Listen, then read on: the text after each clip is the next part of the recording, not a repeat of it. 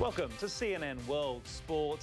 I'm Alex Thomas in London. With Lionel Messi and Cristiano Ronaldo among those caught up in a looming strike by Spanish footballers, La Liga bosses and club owners are holding an emergency meeting. The row is over La Liga's plan to negotiate future media rights collectively instead of club by club. The new deal is being proposed as a law to be put before Spain's parliament.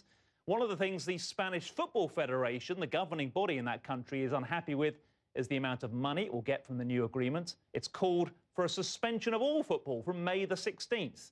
This strike is backed by the Spanish Footballers Union and leading players like Lionel Messi. The LFP, Spain's football league, which runs La Liga and other professional competitions, has already announced legal action against the federation's strike threat. Well, this is a complicated subject. Esteve Calzada, CEO of Prime Sport and former marketing officer at Barcelona, has joined me to help me negotiate this, really, Esteve. It is complicated. We mentioned the money issue.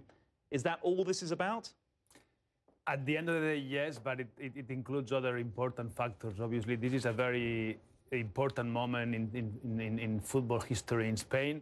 Spanish is the last league which doesn't have collective rights sold together, and now it's kind of every player is trying to get the right stake because this is meant to last for a long time. So the players' union, the federation. So yeah, it's ultimately about money, but it also has to do with politics, with everyone having his position, his right seat. It's a bit complicated. But because we've been talking about this for years. They've been talking about the Premier League and its collective bargaining versus Spain.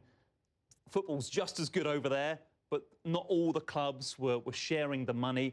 Why has it suddenly led to this kind of clash now at such a crucial stage of the season? How bad is the timing? Yeah, I guess you have to use the weapons that you have at your reach, right? And again, as I was saying, this is a good exposure opportunity to try to make your point and to make your case.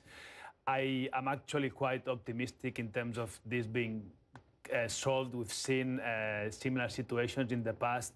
Obviously, it's not good for Spanish football, but at the end of the day, I want to think that once this has been fixed, we'll end up having the right model in which the TV rights are distributed in a more fair way, and smaller teams will have more money to buy better players and try to have a more even competition. Is there a worry that this might stop the new deal going through, the new law going through? How important is it that the way those media rights are negotiated changes?